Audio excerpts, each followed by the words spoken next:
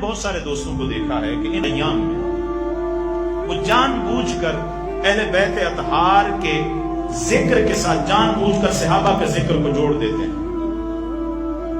ہماری سنت ہے صحابہ کرام کا ادب، صحابہ کرام کی تعظیم، صحابہ کرام کی محبت ہمارے ایمان کا حصہ. مگر محرم الحرام کے دن آئے اور محض اہل بیت اطہار کے ذکر کو کم کرنے کے لیے ان کے ذکر کے ساتھ صحابہ کے ذکر کو جوڑ دینا، ایسا کرنے والا مبغض اہل بیت ہے، وہ اہل بیت سے بغض رکھتا ہے. اور ایسا کرنے والا وہ حرم مکی میں لال داڑھی والا اگر بیٹھا کوئی خارجی ہو یا پاکستان میں کوئی بیٹھا ناسبی ہو، یہاں ایسے لوگ بھی ہیں ان دنوں میں جن کو اللہ نے اولادیں عطا فرمائی، ماہ محرم الحرام میں اولادیں عطا فرمائی ہیں، بیٹے عطا فرمائے ہیں. 6، 7، 8، 9، 10 محرم الحرام کو ان کے پہلے فتوے جاری ہوئے کہ ان ایام میں شادیاں کرو، کوئی مسئلہ نہیں ہے. یہ سارا کچھ بغض اہل بیت پر تھا. پھر دوسرے سال اللہ نے بیٹا عطا فرمایا. اگر ان ایام میں بیٹا ملا ہے تو اہل بیت اطہار سے محبت کا تقاضا تھا کہ بیٹوں کا نام حسنین کریمین کے نام پر رکھا جاتا. مگر جان بوجھ کر مصطفیٰ کی اہل بیت پر نام نہیں رکھا گیا، حسنین کریمین کے نام پر نام نہیں رکھا گیا.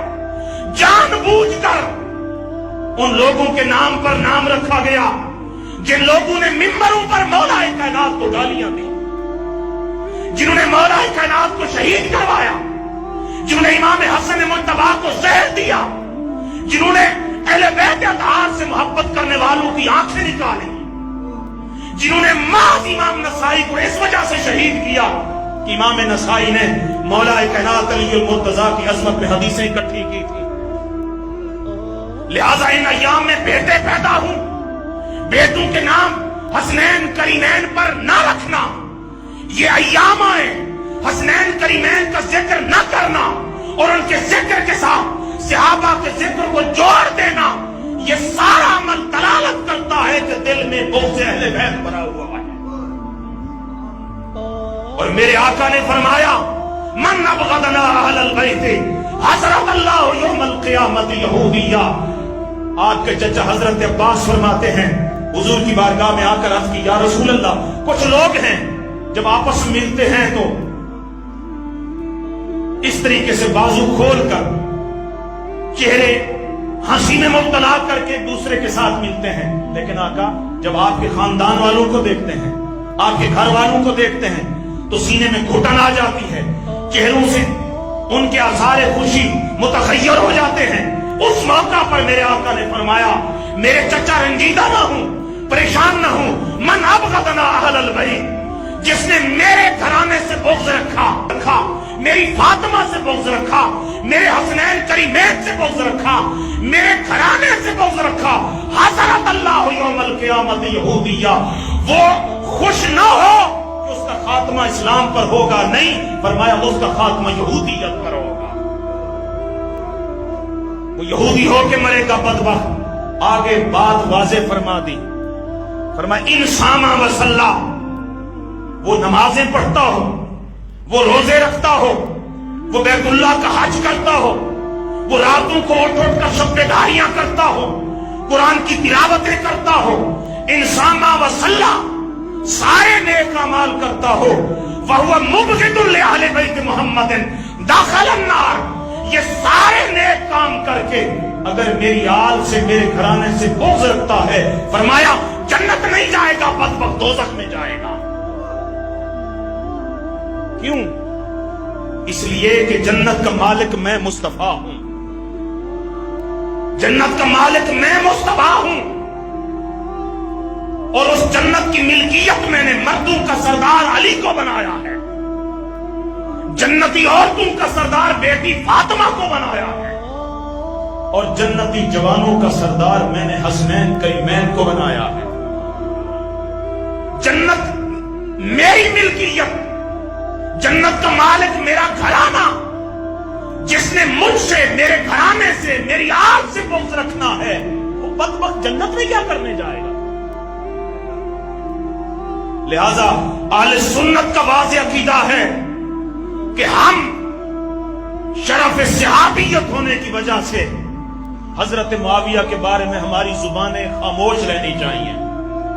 हुक्म है उनकी ना तारीफें बयान करो, ना उनकी शान में कोई गाली गलौज के अल्फाज अदा करो।